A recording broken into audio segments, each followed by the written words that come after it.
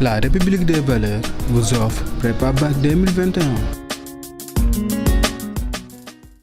Bonjour chers amis internautes. Bonjour chers amis internautes. Bonjour chers élèves qui nous suivent à travers les cours en ligne sur le réseau Facebook, WhatsApp ou bien Instagram de la République des valeurs. Aujourd'hui, on va continuer la réflexion sur la stratégie argumentative. Je vous rappelle que nous sommes dans un cours de français pour juste aider les élèves qui partent à l'examen du bac. Ils façon à structurer ces arguments suivant les travaux dirigés, à savoir la dissertation, les résumés des textes, la discussion, les commentaires, le commentaire suivi comme le commentaire composé. Aujourd'hui, la leçon porte sur stratégie argumentative, approche par les genres littéraires. Par genre littéraire, nous entendons bien entendu les canons d'expression qui permettent aux écrivains à communiquer avec leur public, à communiquer, échanger avec la population, comme aujourd'hui on parle de la littérature monde. C'est la raison pour laquelle si je mets au tableau au bac de 2017 le sujet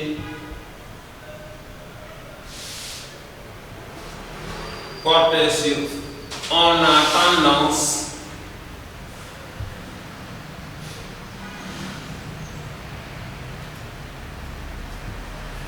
à réduire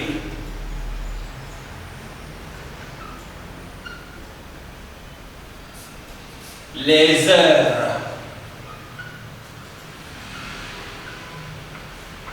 de théâtrales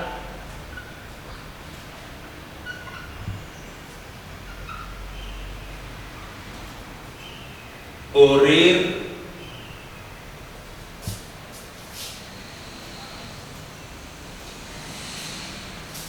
romanesque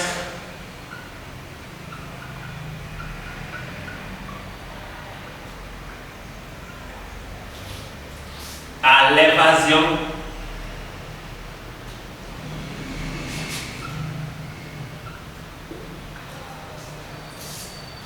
et poétique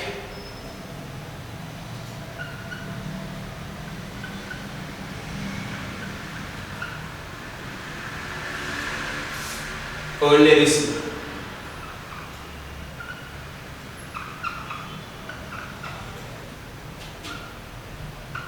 Au lyrisme. Point. Dans une démarche organisée,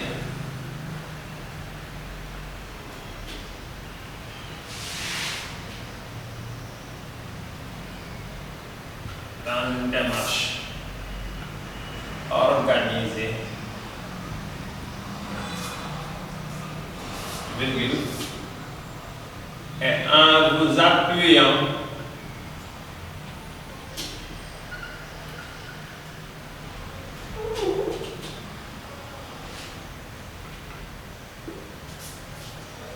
sur des exemples précis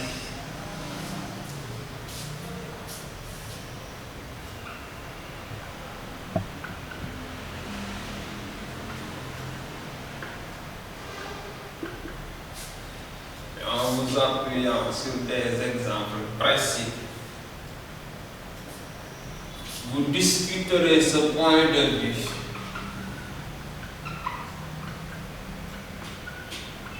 Vous discuterez ce point de vue.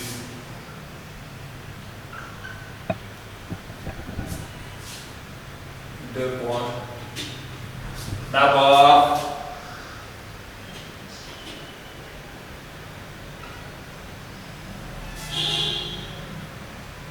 en montrant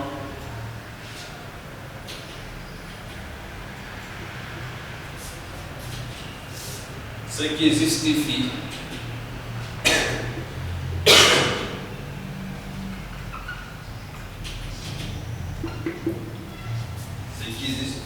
cette perception.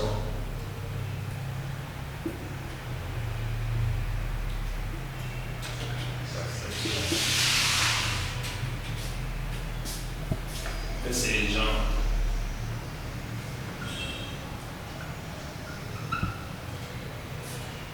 Littéraires.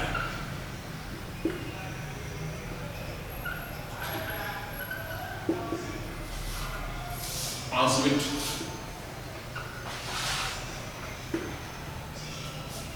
en indiquant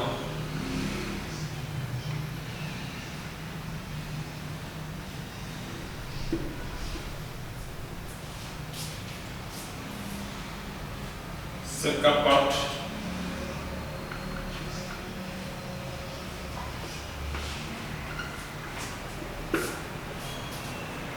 ces fonctions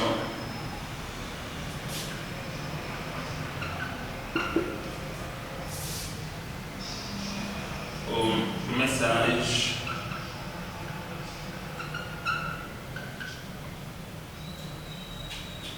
du dramaturge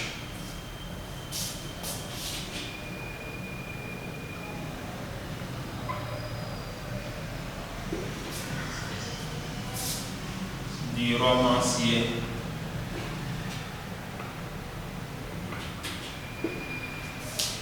ou du poète.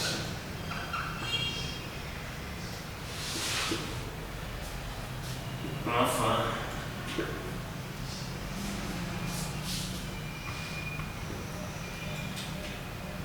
en recadrant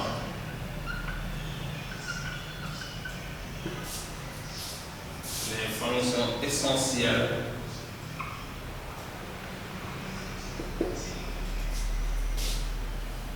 de ces genres littéraires.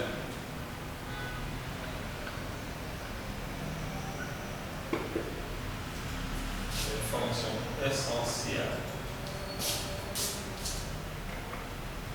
de ces genres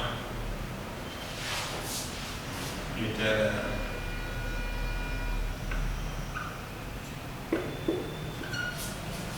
Pour ceux qui me suivent, aujourd'hui la leçon porte sur l'approche par rapport au genre littéraire. Car le constat en est que l'élève de la terminale, dans son programme, est structuré, œuvre intégrale,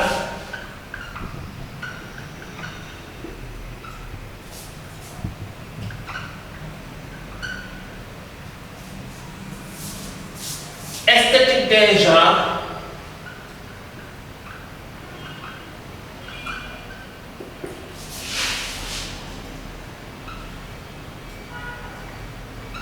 travaux dirigés.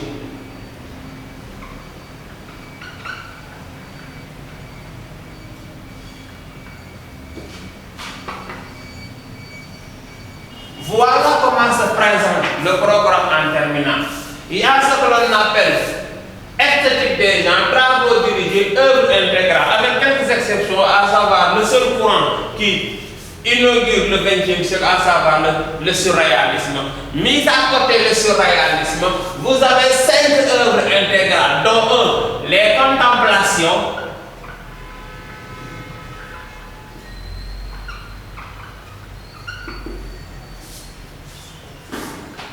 de Victor Hugo, 2 Chants d'ombre,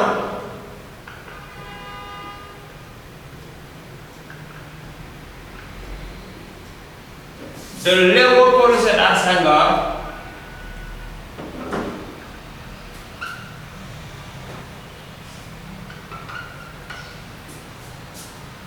3 L'étranger d'Albert Camus,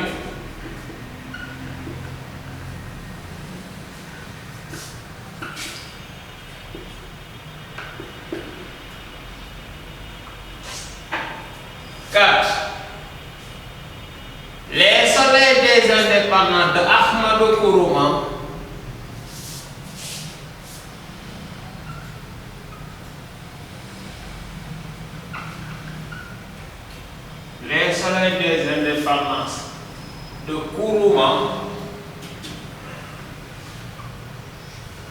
5 Antigone, de Jean Anouilh.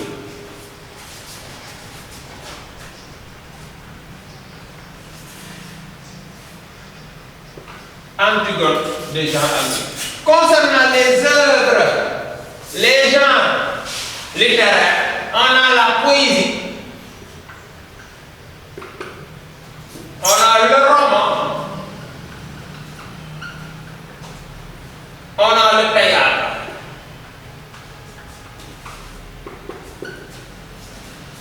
Les travaux dirigés s'ordonnent ainsi la dissertation-discussion,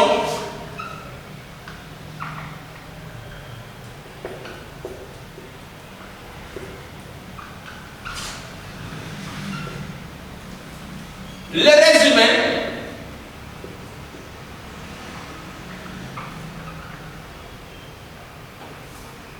et on a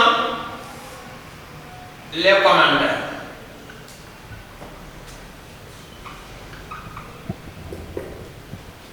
Suivi ou composé. Voilà le programme en classe de terminale. Or, si on regarde ce programme en classe de terminale, les éléments se rejoignent autour d'un point.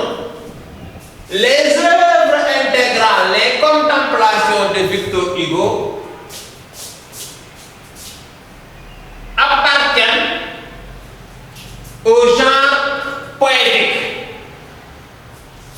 L'étranger de Albert Camus appartient au genre romanesque.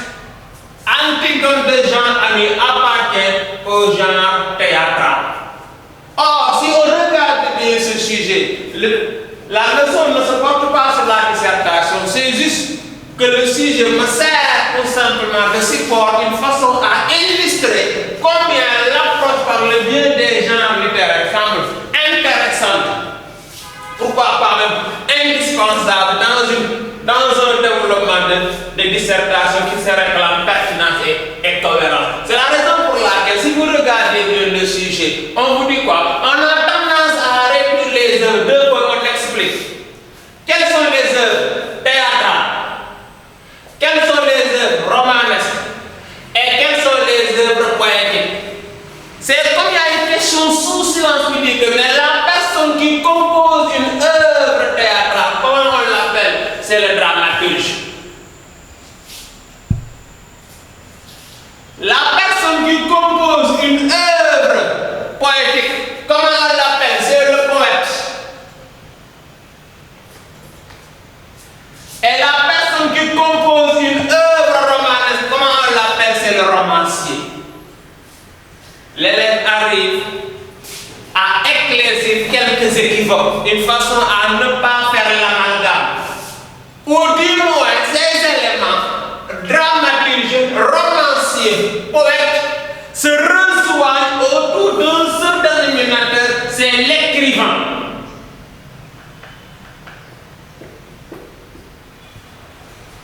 Ou bien l'écriture.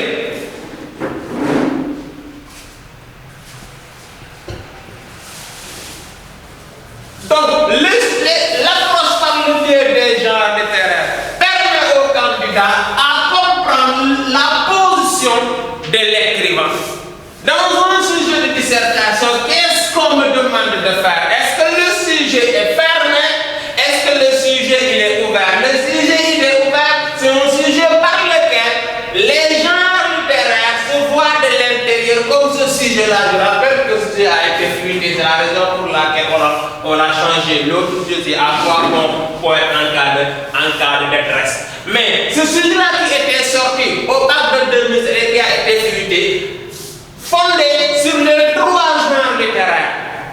Maintenant, l'élève, quand il traite une telle réflexion, a besoin de convoquer dans son développement un mélange homogène permettant au correcteur à comprendre que, évidemment, ces trois leçons, à savoir la poésie, a été vidée de sa substance dans le cours magistral, le roman a été vidé également de sa substance dans le cours magistral, tout comme également le théâtre qui a été complètement vidé de sa substance également dans le cours magistral. Et c'est la raison pour laquelle, si on regarde même le sujet, on vous dit quoi? Le dramaturge, à savoir la pièce théâtrale, fonctionnel, c'est le rire. La pièce, le texte romanesque est réduit en une seule dimension, c'est l'évasion. Donc, le roman promeut la fiction, le roman promeut l'imagination. Car dans certains cultures techniques, ils le disent clairement, l'engagement tue la créativité dans une œuvre romanesque. Un bon romancier doit explorer l'évasion, un bon romancier doit explorer l'imaginaire. Car réellement parlant, l'écrivain, à savoir le romancier, travaille les mots tout comme également la poésie avec en toile de fond le poète se lie à la dimension de l'isme, l'expression des sentiments provenant du cœur, l'expression du jeu.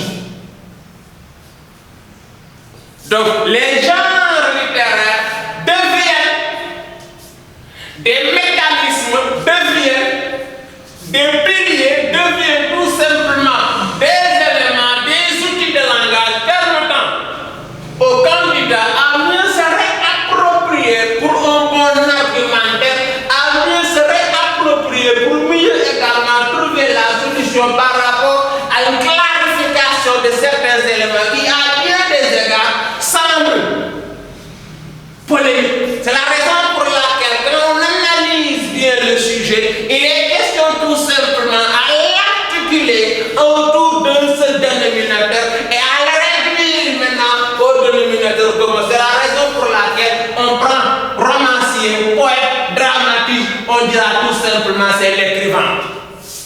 Parce que Victor Hugo, il est écrivain, poète, les contemplations, il est écrivain, dramatique, Hernani, il est écrivain, romancier, les Misérables, bien Notre-Dame de Paris. Donc, ceci permettrait tout simplement aux élèves à comprendre que quand on leur donne ce genre de sujet, c'est une approche globale. Et l'approche globale, mathématiquement parlant, c'est comme si on dit derrière est égal, moins l'infini plus l'infini. L'élève, il est libre à commencer là où il veut commencer. Ce n'est pas la même chose quand on vous seulement le théâtre. La DDF est très limitée. Vous ne pouvez pas sortir, DDF est placé à un segment bien défini.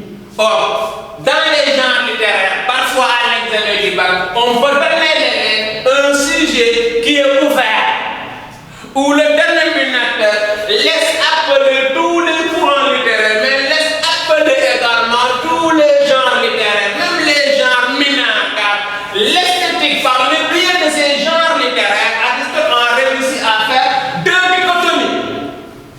Il y a ce que l'on appelle les genres majeurs, c'est la poésie. Au premier rang, le roman, le théâtre, voilà les genres majeurs. Poésie définie par Aristote, je vais en revenir, c'est l'art du langage. Roman, défini par Aristote, l'art de la génésis. Et le théâtre, défini par Aristote, c'est l'art de la mimésis. Donc la mimésis, c'est une imitation par la parole, imitation par les caractères, imitation de la vie sociale. Donc le théâtre devient une mise en scène de la vie sociale. Donc derrière maintenant ces genres majeurs, il y a ce que l'on appelle les genres mineurs. La nouvelle. On a Cheikh Aliou Ndao, le marabout de la sécheresse. Cheikh Charles Sow, cycle de sécheresse. Vous avez la fable, Jean de La Fontaine. Vous avez le conte, Birague Diop, le nouveau conte d'Amadou Koumba.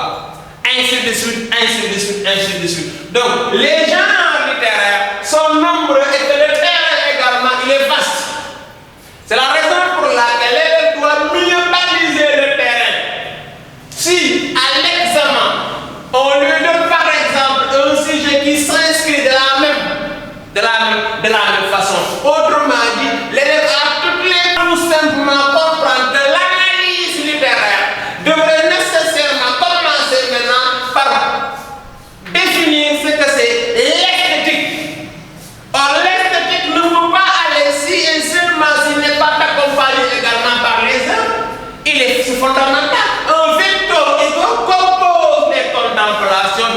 nécessairement appartenant au romantisme, mais emprunte à un genre bien défini qu'on appelle la poésie. Maintenant, de la poésie, Victor Hugo dégage les sensations de l'âme, de la poésie, Victor Hugo dégage les regrets de l'âme, de la poésie, Victor Hugo dégage ses préoccupations par rapport à la vie sociale. Donc les gens littéraires sont des canaux d'expression permettant aux écrivains à mieux se positionner, à mieux également interpeller la société. C'est la raison pour laquelle si on analyse à bien des égards le sujet, concernant le plan, on nous dit quoi? On nous dit tout simplement que dans une démarche organisée, c'est fondamental. Et ça, dans un cours de dissertation, je me rectifierai bien entendu pour certains cas d'ordinaire nos élèves à l'examen du bac. Aveuglément, vont tout simplement dire dans une démarche organisée, mais non. La structure de communication fait tout simplement qu'il y a un jeu dégagé par Jacobson qui s'adresse à un truc. Et dans le jeu et le truc, il y a ce que Jacobson appelle le texte, le code. C'est le texte. Maintenant, le sujet, il est là. Le sujet s'adresse à l'élève. L'élève s'adressera au correcteur. Et nous, s'adressant tout simplement à l'élève, on dira à l'élève dans une démarche organisée. Autrement dit, toi, élève, pour que ta dissertation soit cohérente, rigoureuse et pertinente, il faut que ta démarche soit structurée. Il faut que ta démarche soit organisée. C'est la raison pour laquelle on lui donne des indications, on lui donne des œillères, en lui disant tout simplement dans une démarche organisée. Et qui plus est d'ailleurs, on rentre en disant quoi également, en vous appuyant sur des exemples précis, car une dissertation ne se fera pas en l'exemple d'exemple, en l'absence d'exemple précis.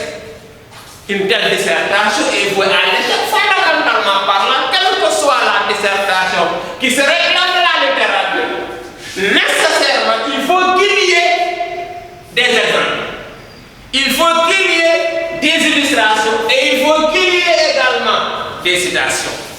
Et l'orientation ne se limite pas encore là. On vous dit également, en vous appuyant sur des exemples précis, on continue également la situation de communication. On vous dit vous, mais vous, ce n'est pas le correcteur, c'est l'élève. On dit à l'élève, vous discuterez. Me répondant à l'élève, la réponse n'est pas tout simplement nous vous discuterons. Le vous n'a pas sa raison d'être.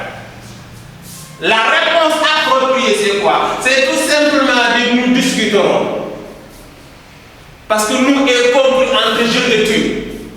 Donc, l'élève, le correcteur comprendra effectivement que l'élève, par modification syntaxique, a réussi à changer la situation initiative et changeant la situation d'énonciation.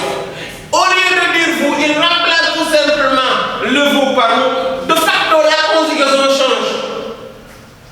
Et le point de vue également va être remplacé, va être tout simplement ce qui est par son équivalent sémantique.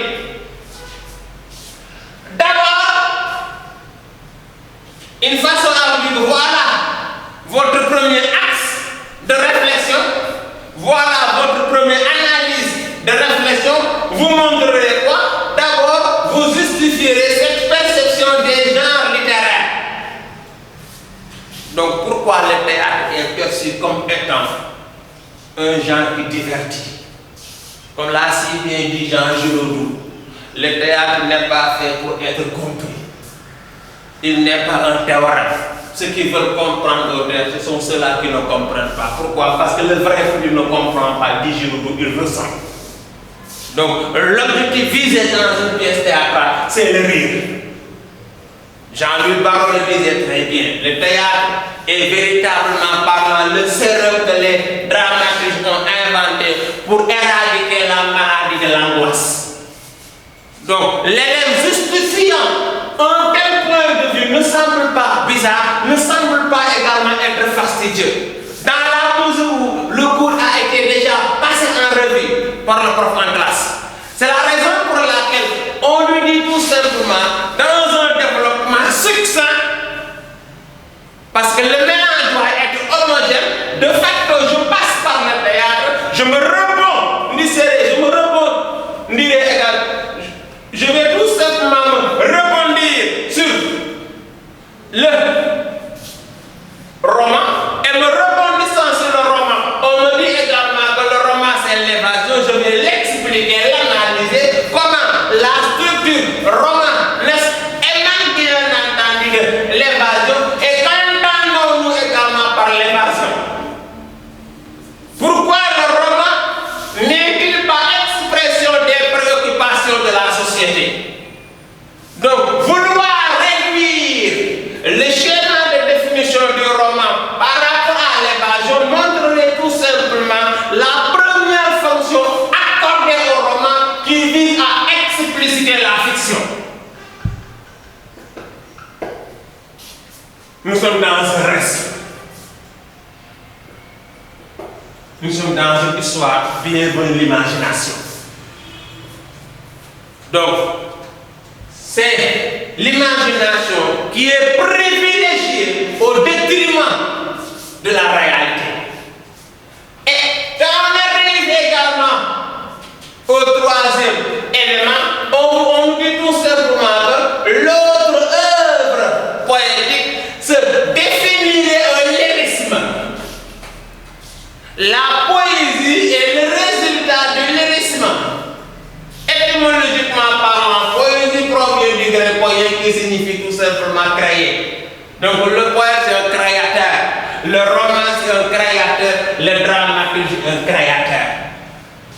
Mais c'est le terrain par lequel il joue qu'il est différencié. Le dramaturge représente. Le poète crée à partir des mots. Le romancier travaille par le biais du récit, explore, analyse tout simplement le mot.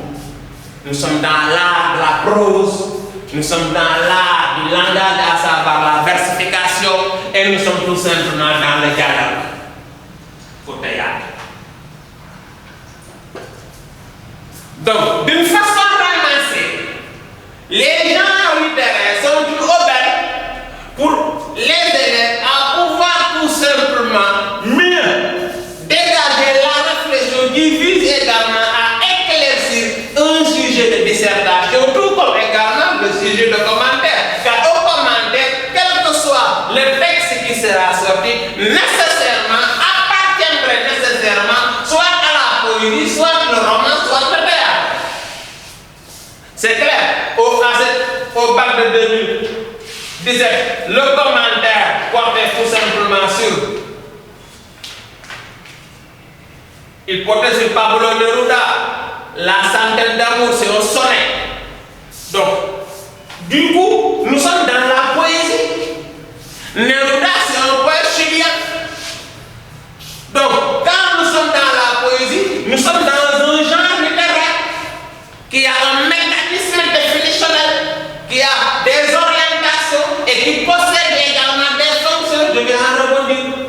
Donc, les genres littéraires permettent aux élèves à mieux structurer l'argumentation et l'analyse, la composition à l'examen du bac se fait par rapport à l'argumentation, les outils de langage. Est-ce que réellement parlant, l'élève est suffisamment outillé, syntaxiquement, morphologiquement? Est-ce que le bagage littéraire il est au rendez-vous? Ce en quoi, s'il ne le détient pas, il ne peut pas s'en espérer heureux. Or, ce cours en ligne permet tout simplement aux élèves à mieux mesurer et à mieux également analyser, à mieux organiser la structure paragraphique et organiser la structure paragraphique, c'est organiser également la structure argumentative. Comment? À partir tout simplement de deux approches. La première approche, je l'ai déjà explicité, à savoir les courants littéraires. La seconde approche, c'est à savoir les genres littéraires. Et l'un des genres littéraires étudiés en classe de terminale est la poésie.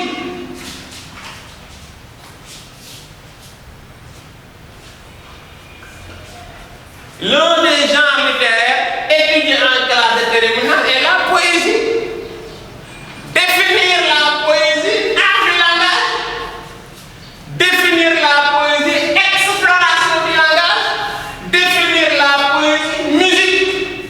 Définir la poésie, vision, création.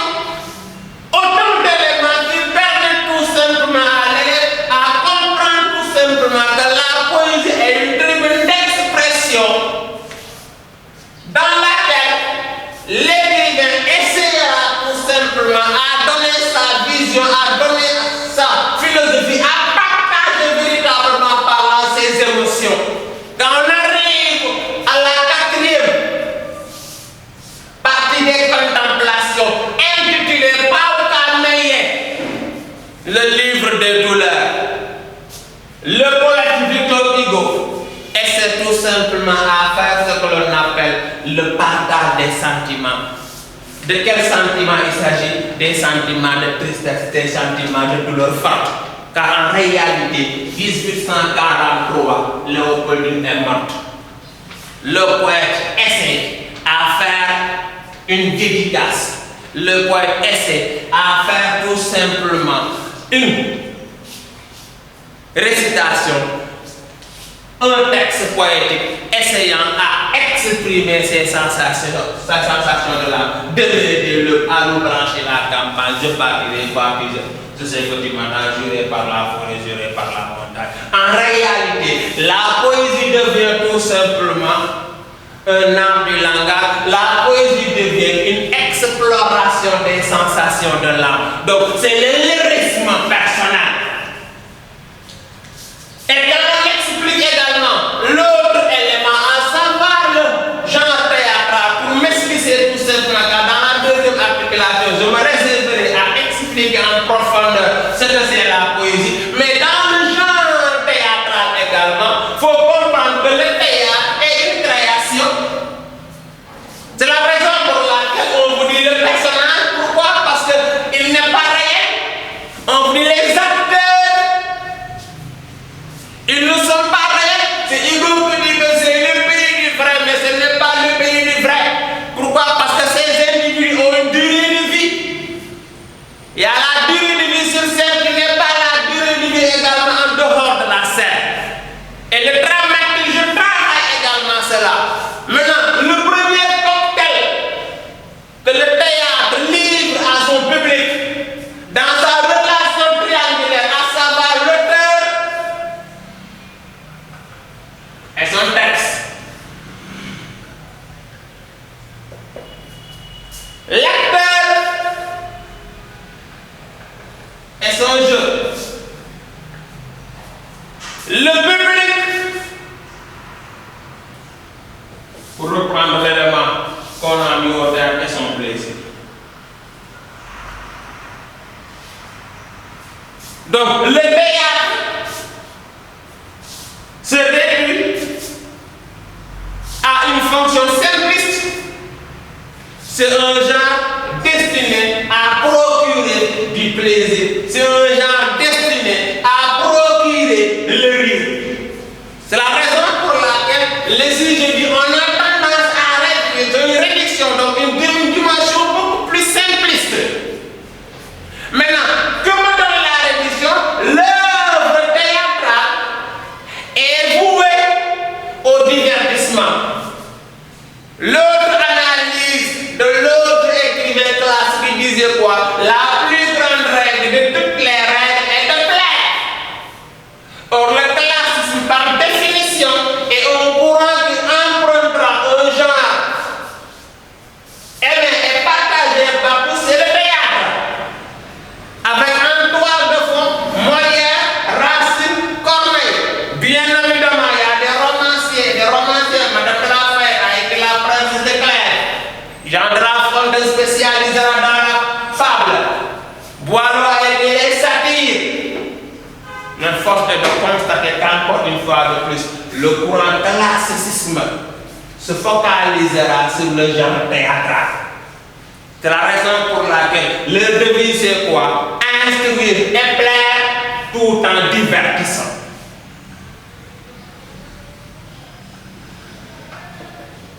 tout en divertissant. Le dramaturge essayera à divertir tant soit peu son public. Il essayera tout simplement à exorciser, pour reprendre le mot d'Henri Michaud, il essayera à exorciser les démons de l'ennui. Car confronté au tracas, au souci de la vie, l'œuvre théâtrale deviendra une issue compensatoire pour le lecteur, une issue compensatoire pour le spectateur, une issue compensatoire pour le public.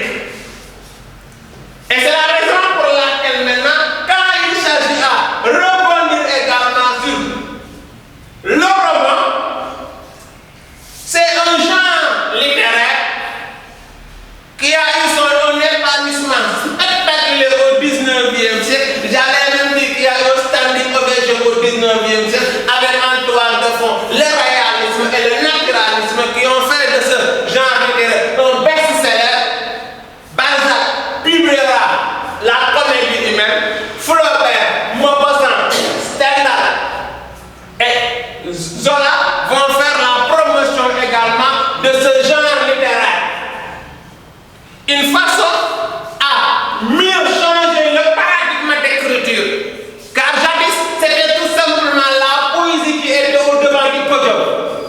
On se fondait à analyser le texte par le biais de la poésie. Le texte littéraire devient tout simplement un texte purement poétique. La première moitié du 19e siècle est jalonnée par la poésie romantique. Il a fallu attendre la deuxième moitié du 19e siècle où véritablement parlant, on assistera maintenant à un autre tournant. Il y a un changement du registre littéraire. Il y a un changement du point de vue de l'écriture. Et ce changement du point de vue de l'écriture, ce changement du point de vue du registre littéraire empruntera un nouveau courant littéraire et un nouveau genre. Et un genre littéraire nouveau. Lequel? C'est le roman.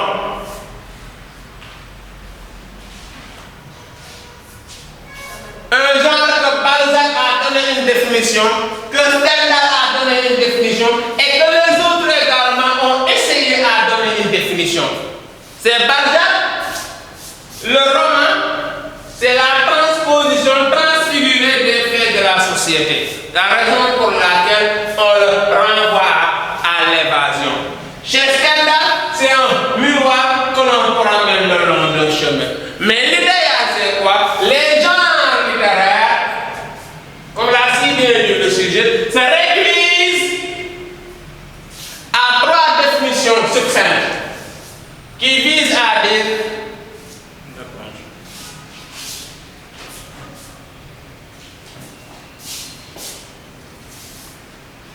se réduisent à trois éléments succincts qui visent à dire que théâtre égale rire, théâtre égale rire, on ne comprend pas le rire, c'est le plaisir, on ne comprend pas le plaisir, c'est le divertissement.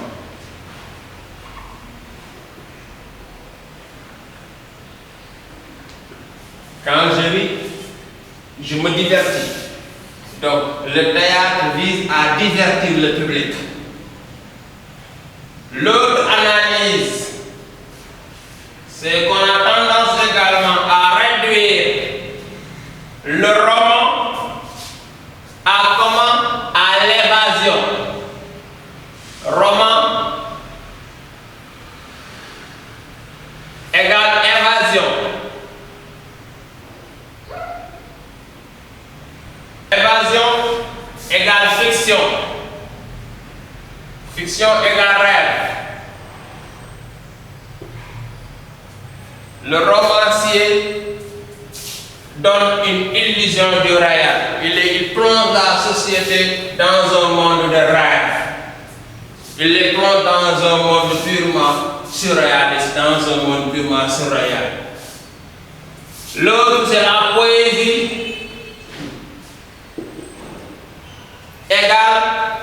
Lyrisme. Lyrisme également. Or, on interroge sur moi, c'est que ressort de moi, c'est l'expression des sensations de l'âme, c'est l'expression des sentiments provenant du cœur.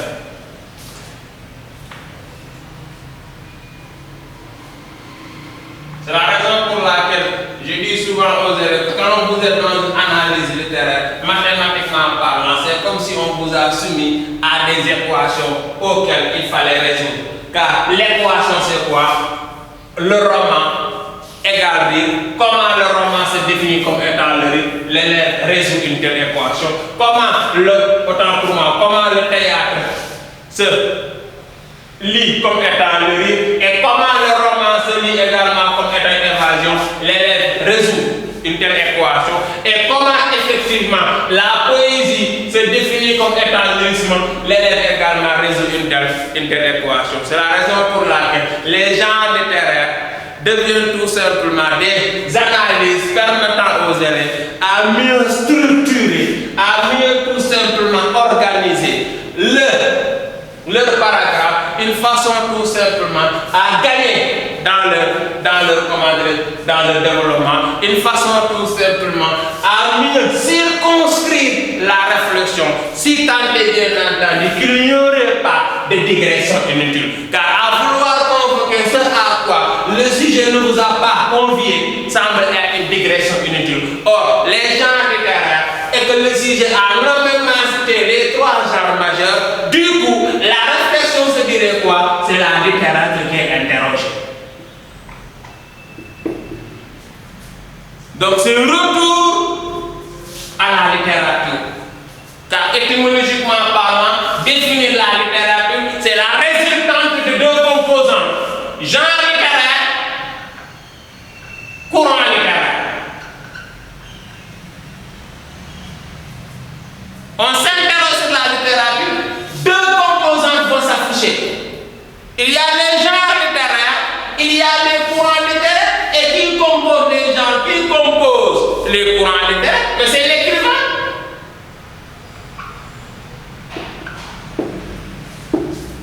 C'est l'écrivain qui prend autant de casquettes, il a autant de chapeaux, il a la casquette de romancier, il compose des œuvres romanesques, il a la casquette de dramatiste, il compose des œuvres théâtrales, il a la casquette de poète, il compose des œuvres poétiques. Et maintenant, dans une analyse discursive, dans une analyse qui se veut également cohérente, mais normalement, l'élève doit arriver à comprendre pour ne pas faire une dissertation monotone avec une répétition ennuyante à répéter inlassablement roman, poésie, théâtre. Il varie le vocabulaire. Et variant le vocabulaire, il peut dire les œuvres littéraires. Variant le vocabulaire, il peut dire l'écrivain. Variant le vocabulaire, il peut dire l'écriture. Il faut que le mélange soit varié, surtout dans l'écriture, dans la configuration textuelle. Souvent l'élève s'accommode au seul mot affiché sur la feuille. Qu'est-ce que j'ai vu? J'ai vu tout simplement roman, je vais faire roman. Qu'est-ce que j'ai vu? J'ai vu tout simplement poésie, je vais écrire poésie. Qu'est-ce que j'ai vu? J'ai vu tout simplement théâtre, je me focalise au théâtre. Non, variez le vocabulaire. Variez le vocabulaire. Le prof, dans le cours interne, vous a donné autant de variété de vocabulaire, vous a donné autant de formulations du point de vue des mots. C'est la raison pour laquelle, quand il faut analyser le texte, l'analyser sous l'angle tout simplement du champ lexical, convoquer le champ lexical. Et me convoquant le champ lexical, ça me permettrait à mieux organiser ma réflexion et ça me permettrait également à mieux dégager ce à quoi réellement parlant j'ai voulu montrer. Car dans la deuxième partie du sujet, on nous a dit quoi? Il faut montrer d'abord ce qui justifie ces perceptions. Ces perceptions se rejoignent.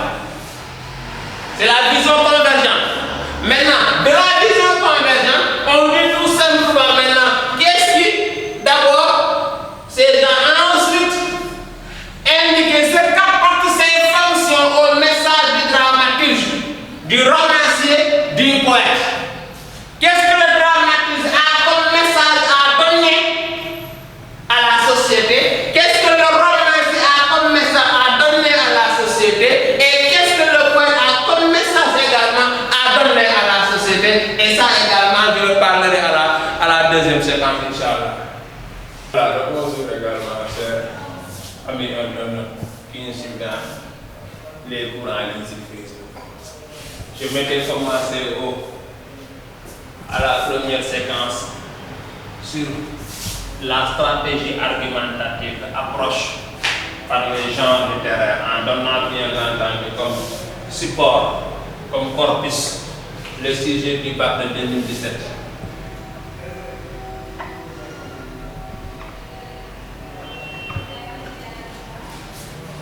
A dit qu'effectivement que ce sujet-là a été fluidé, après on a remplacé par un sujet qui porte sur un genre unique, à savoir la poésie. Mais l'idéal dans ce cours en ligne vise à dire aux élèves qui se présenteraient à l'examen du bac comment arriver à structurer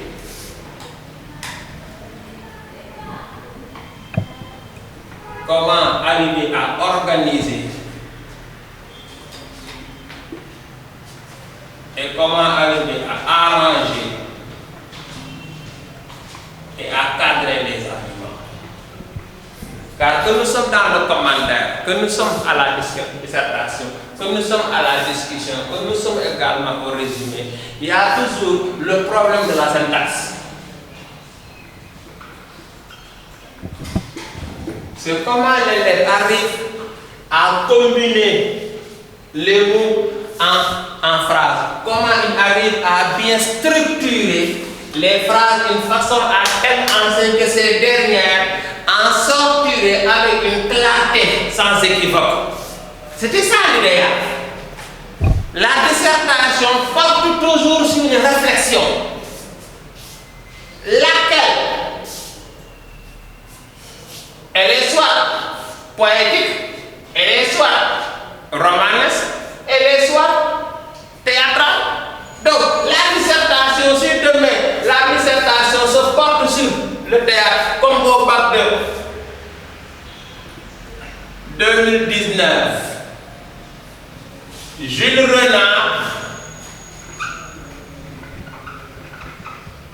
comme dans ce sujet-là, on avait commencé par on a tendance à réduire les œuvres de points théâtrales. Donc, Jules Renard disait dans son journal, nous voulons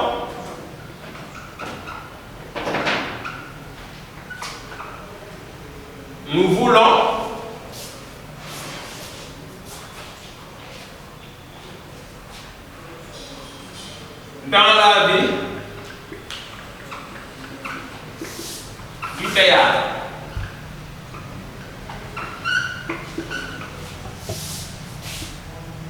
et du théâtre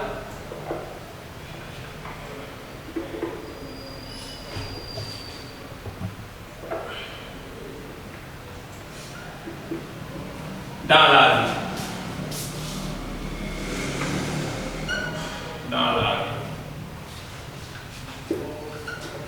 Pour me résumer la consigne, on avait dit aux élèves, montrer dans un premier temps que le théâtre est une reproduction de la réalité de la vie sociale. Donc, théâtre égale reproduction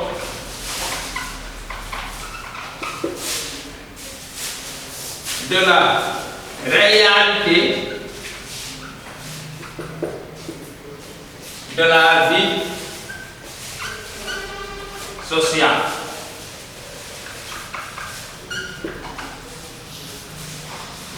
Deux, on le dit quoi?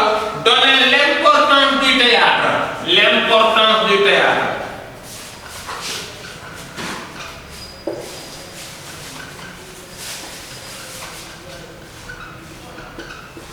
Et trois, on a bien articulé en disant quoi? Et trois, donner tout simplement sa fonction de divertissement. Et trois, on vous dit donner la fonction de divertissement.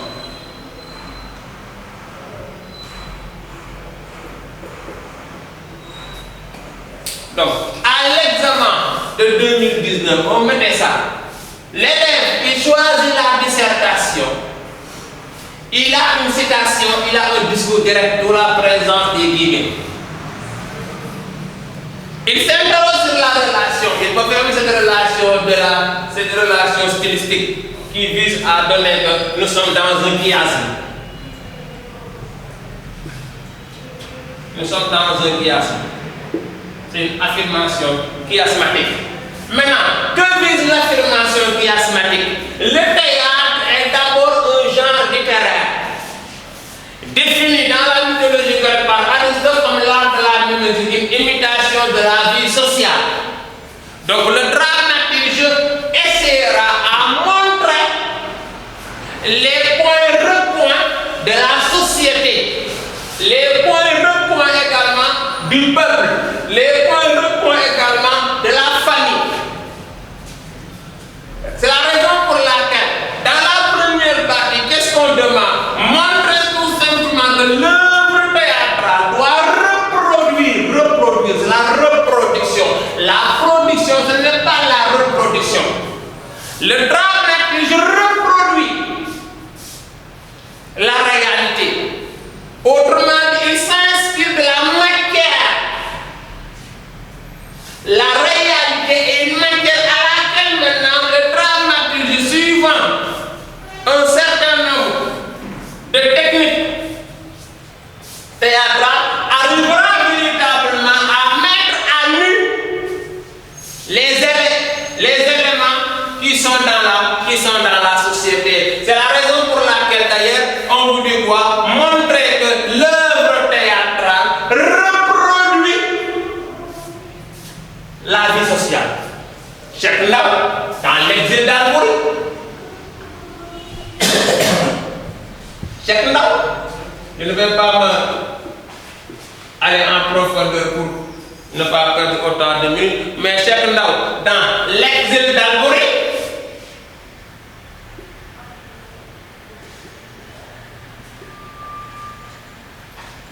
Seydou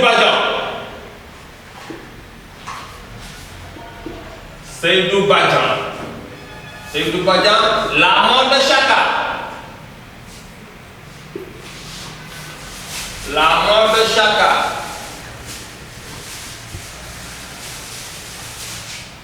Dans ces dramaturgies africaines, on reproduit l'histoire d'Albouri, on reproduit l'histoire également de Chaka, que nous enseignent ces histoires. Bienvenue la bravoure, la témérité, le courage.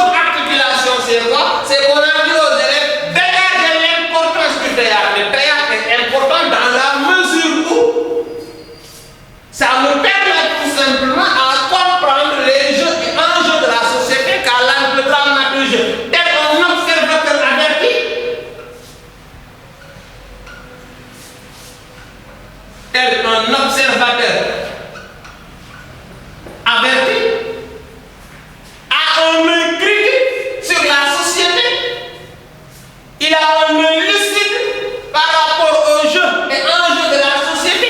Il devient un acteur du système et comptable également du système.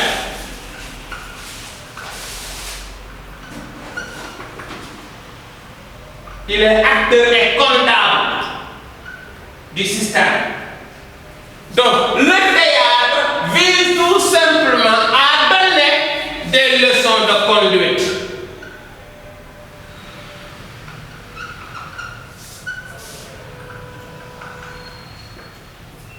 Jean Giraud disait quoi? Le spectacle est la seule forme d'éducation morale artistique d'une nation. Il est le seul cours du soir qu'on donne à adultes et vieillards. Donc, le théâtre éduque. Premièrement, le théâtre forme. Deuxième élément, le théâtre éduque. Il sensibilise, il conscientise, il transmet les bonnes valeurs. Le théâtre participe à la formation intellectuelle. Le théâtre participe à la formation d'une nouvelle intelligentsia nouvelle. C'est la raison pour laquelle Wole Soyinka fustige la dette faramineuse dont les Nigérians se mettaient à singer la population américaine, écrit par son texte intitulé Le lion et la perle.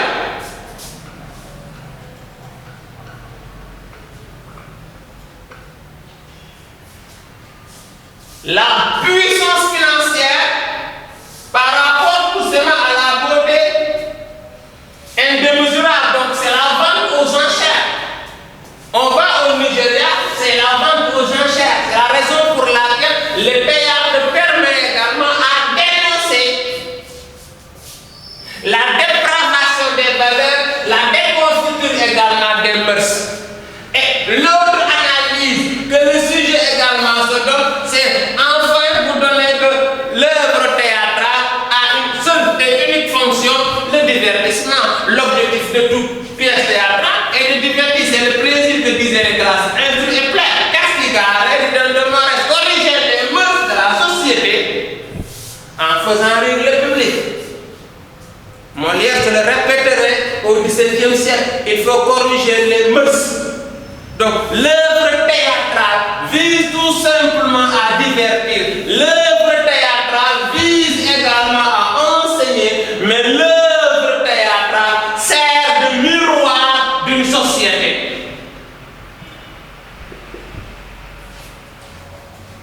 C'est le miroir d'une société, c'est le miroir de l'homme.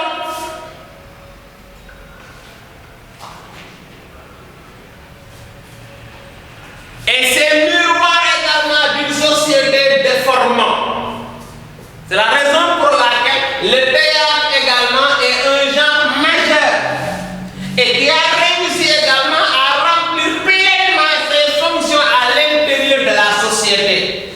Et de surcroît d'ailleurs, les écrivains s'en réapproprieront dans le seul but à mieux également partager, dans le seul but à mieux également échanger leurs réflexions avec tout simplement le public. C'est d'ailleurs la raison pour laquelle, lorsque la pièce théâtrale de Molière, Tardif,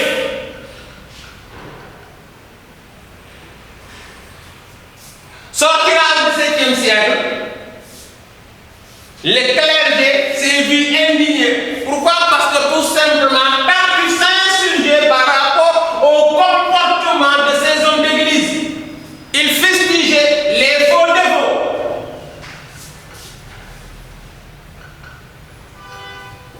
Ce sont les charlatans, ce sont les faux marabouts. Bienvenue au pays des faux marabouts, où ces individus soi-disant soignent tout, ou bien ont tout ce qui leur permet de avoir comme parfum de chance ou bien des savons de chance. Voilà la raison pour laquelle Molière, au XVIIe siècle, écriva Tartuffe dans le seul but également à dénoncer, à railler, à se moquer tout simplement de ces faux marabouts, de ces faux également, de ces faux défauts. Et l'autre également analyse, car Molière a réussi au XVIIe siècle à exposer les vices, l'état de la société, car l'objectif du dramaturge est, comme le dit nécessairement Diderot, c'est rendre le vice détestable.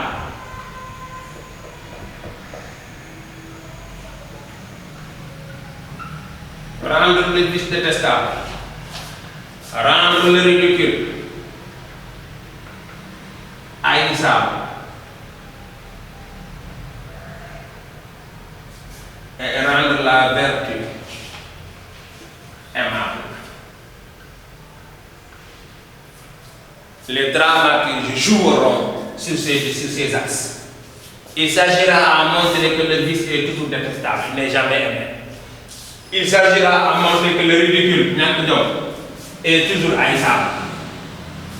Il s'agira à montrer que la vertu est toujours aimable. Et que la littérature, c'est la promotion des valeurs positives. Or, quelle est la valeur à faire la promotion? C'est la promotion de la vertu. C'est la raison pour laquelle Molière écrira le malade imaginaire, le misanthrope, Don Juan, l'avare. Ce sont des personnages repoussoirs.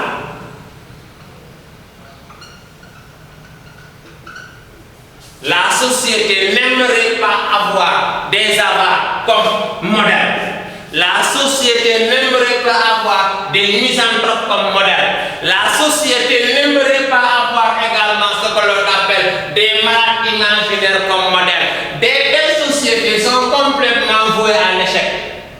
Et d'ailleurs, au classicisme, on se voulait tout simplement une rectification des valeurs, une façon à mieux harmoniser la société, faisant la promotion de l'homme, figure tout simplement du théâtre du XVIIe siècle. Donc, le théâtre devient tout simplement un genre destiné à exposer, à représenter, à incarner la société. Bienvenue la mise en scène. Donc, c'est une représentation sur scène.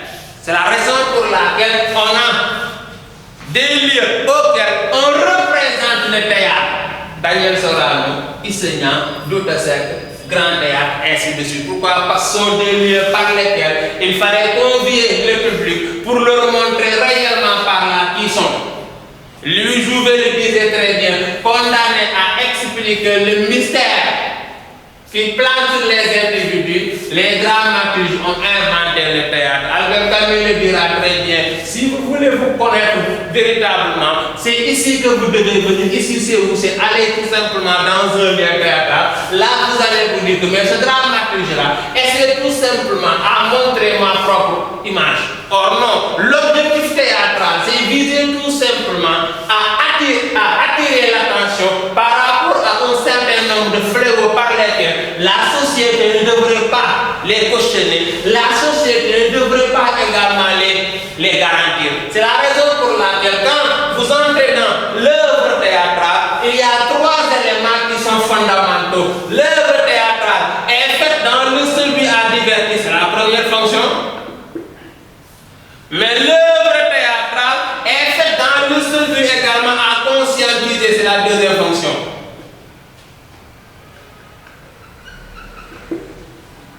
Mais même si le théâtre conscientise, si le théâtre également divertit, il faut le constater également que le théâtre demeure un miroir. Le dramaturge essaiera tant bien que mal à refléter, à exposer ce que la société lui donne comme élément nouveau. C'est la raison pour laquelle, dans le sujet, on a clairement dit, on a tendance à réduire les œuvres de points. La première œuvre qu'on réduit au rire s'appelle le théâtre. Donc, on réduit l'œuvre théâtrale, on le réduit au rire. Ça, c'est la position dans une analyse beaucoup plus approfondie. On dira que c'est la thèse défendue par la réflexion.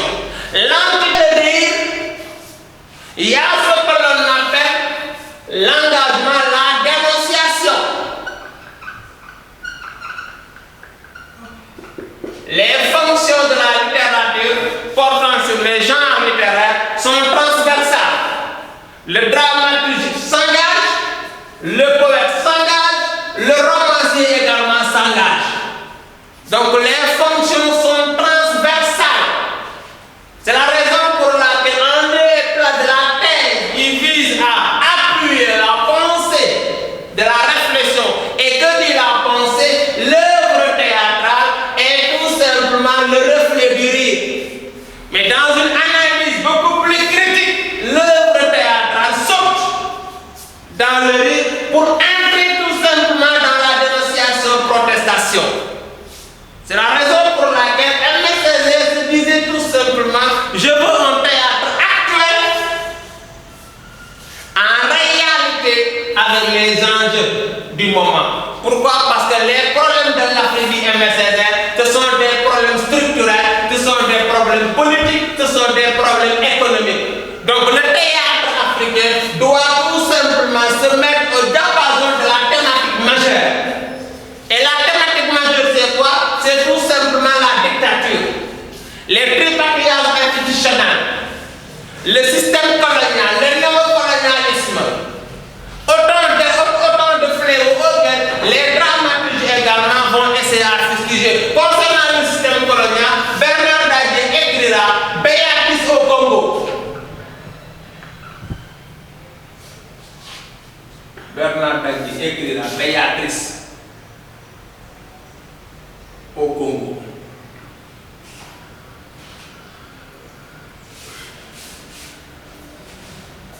Quand il s'agit à fustiger la société ivoirienne par rapport à son économie, il écrit Monsieur Togonini.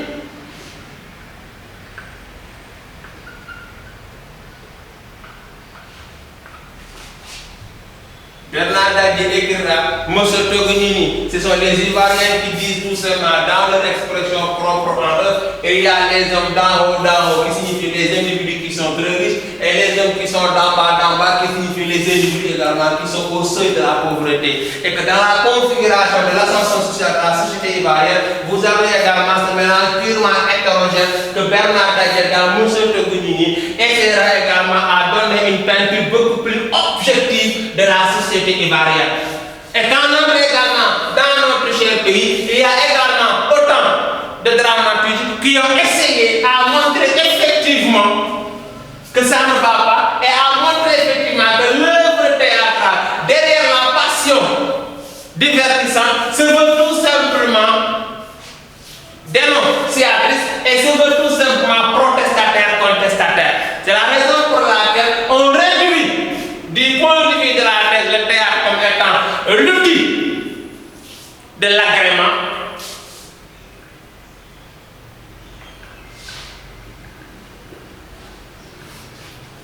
Et ensuite, maintenant, de l'agrément, il y a l'outil. Il y a toujours, on fait toujours ce qu'on appelle pour les classiques, joindre l'utile à l'agréable. L'utile, c'est la pédagogie. L'utile, c'est la didactique.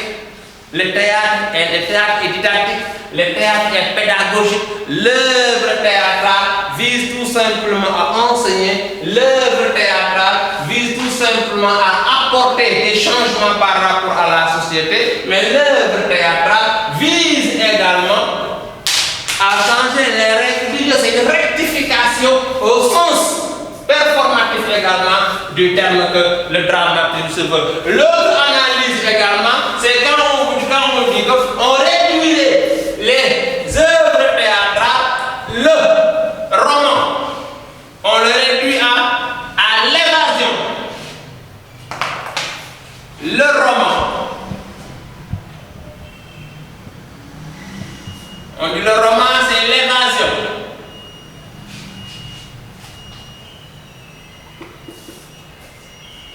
Le roman est un genre littéraire comme le théâtre, provenant de la linguistica romana, la langue romane, dérivant du vulgus latin.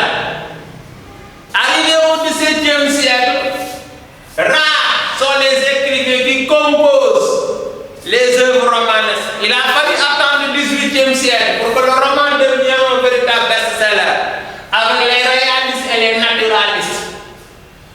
Ce sont ces messieurs qui ont réussi à faire du roman un instrument au service de la société. D'ailleurs, Aimé Césaire se disait même, le genre romanesque hérité de la littérature occidentale deviendra pour nous une arme miraculeuse.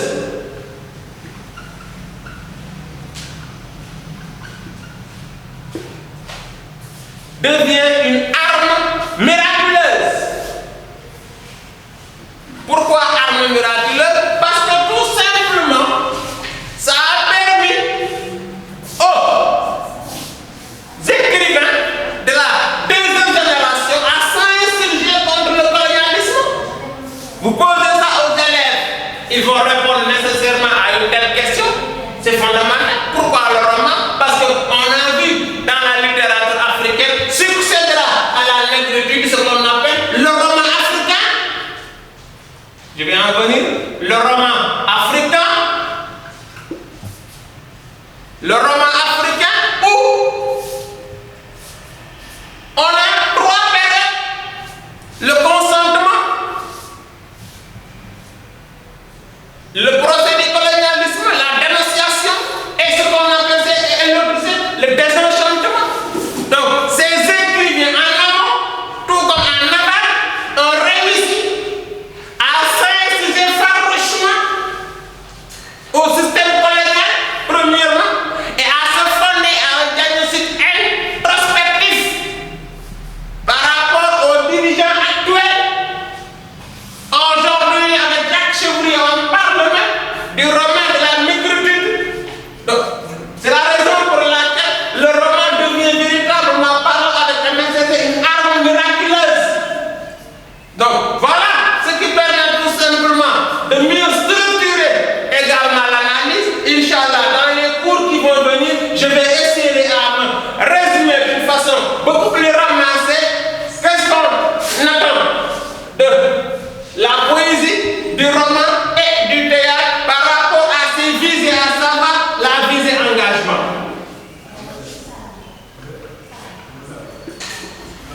Et Inch'Allah, on aura le temps à analyser tout ça.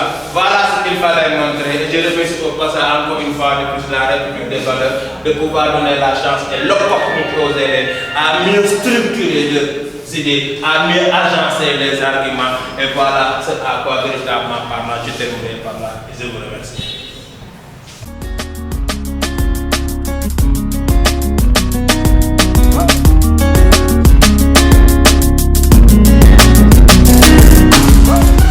Prépa Bac 2021 vous est offert par la République des valeurs.